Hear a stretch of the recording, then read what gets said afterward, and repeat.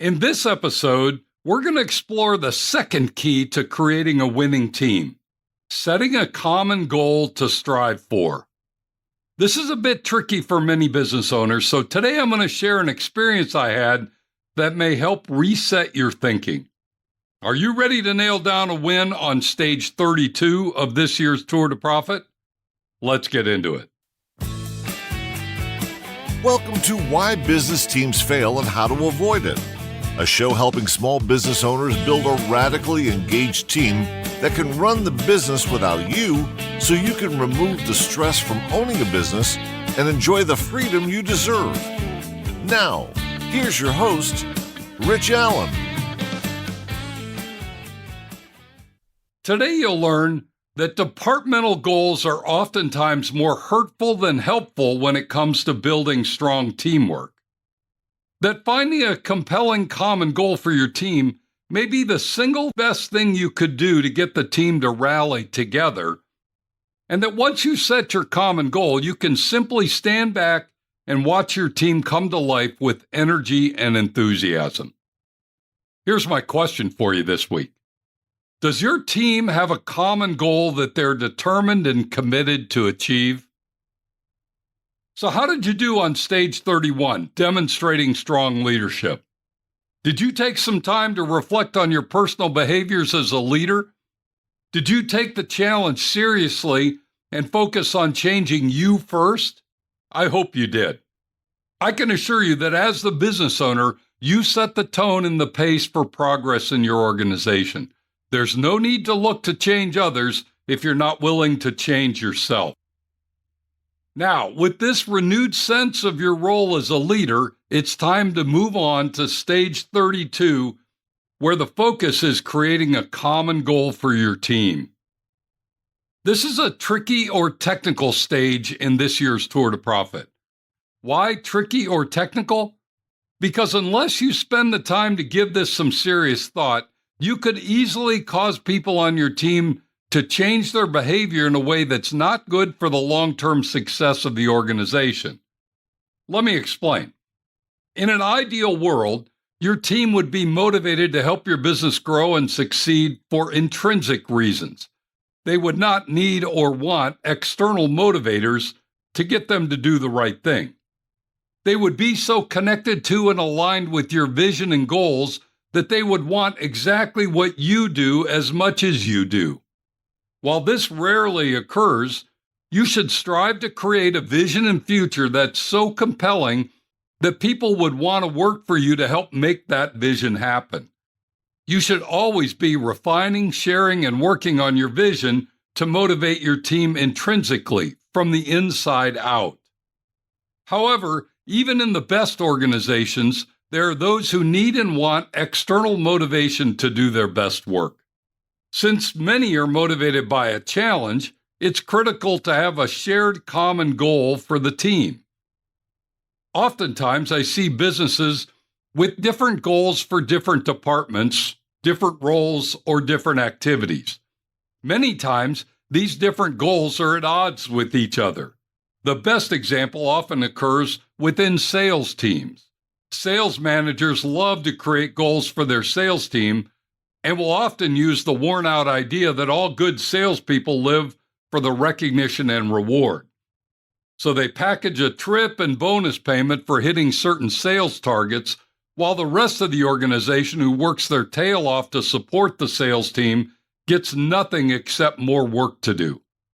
The goal is designed for the sales team, not the entire organization, and because of that, often has unintended negative consequences for the business.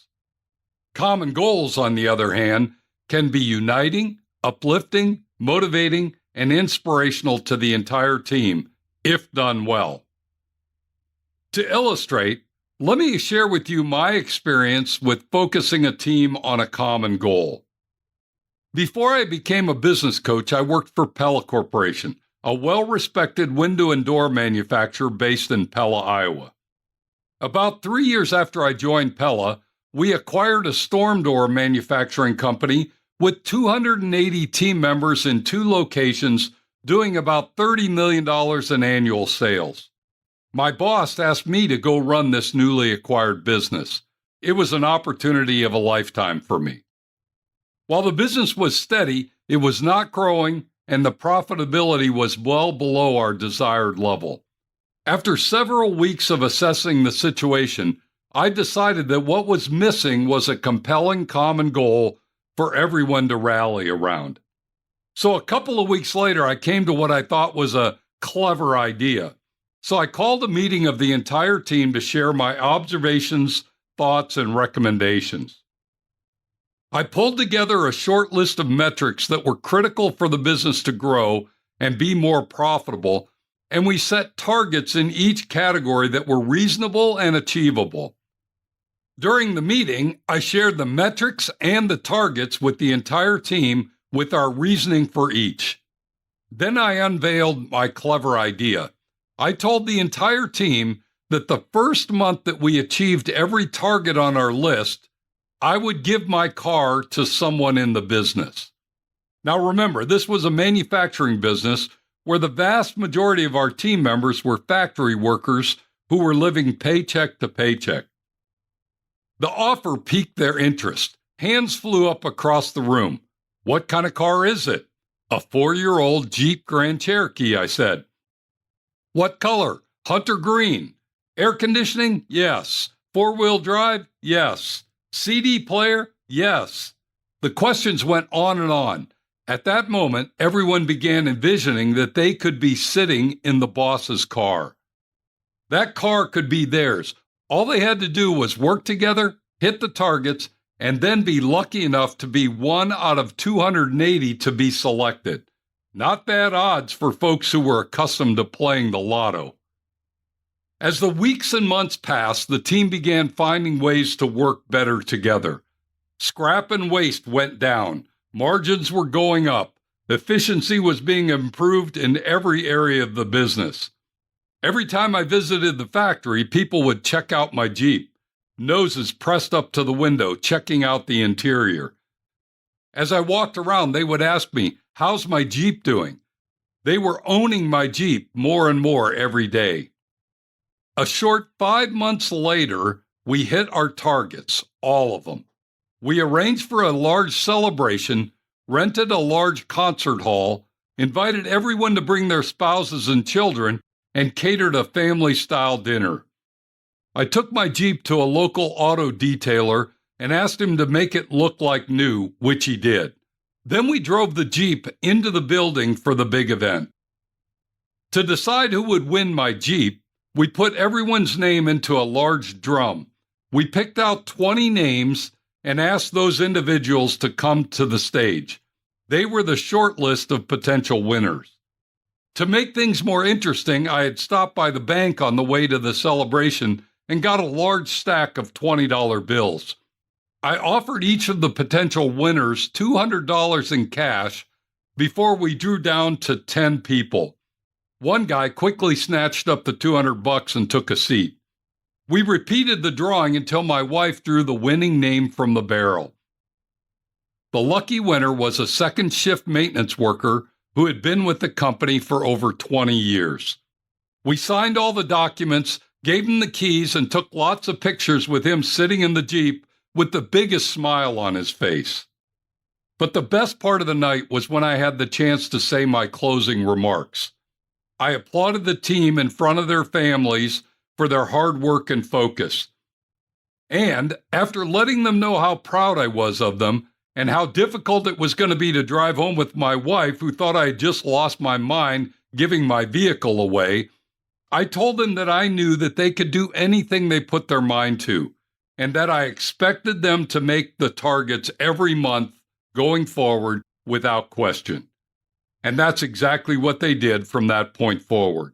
What a night it had been, all because we had created a compelling common goal that changed people's behavior in a positive way. So what's your common goal? What is everyone in your organization focused on? Is it compelling? Is it motivating? Does it create a sense of teamwork that will lead to success? I'm not suggesting you should give your car away. I'm not suggesting you have to come up with a clever idea. But if you're serious about creating a winning team, you'll spend time thinking about what would light their fire and bring the team together. If you come up with an idea and want to share it with me, I'd love to hear it. Stage 32 is all about creating a common goal for your team. Take time this week to put your thoughts together. I can assure you, if you get it right, magic will happen. As we wrap up today's podcast, let me leave you with these simple thoughts. Number one, be careful of setting departmental or functional goals that are not aligned with one another. It can cause internal friction that's difficult to overcome. Number two, the best way to get everyone on your team pulling in the same direction is to create a common goal that they can all contribute to accomplishing. And number three, be willing to think out of the box when it comes up with rewards for your common goal. Be creative and find something that will truly inspire your team. If you'd like some additional support as we ride this Tour to Profit race, or want to tap into our free resources, simply go to my website, tourtoprofit.com. You'll find everything you need there. Thanks for joining me today.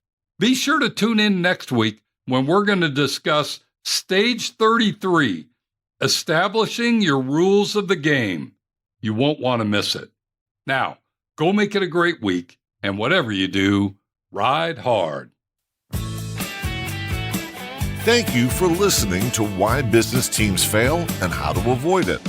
Make sure to like, subscribe, and tell your friends so you don't ever miss an episode. Now go make it a great week, and whatever you do, ride hard.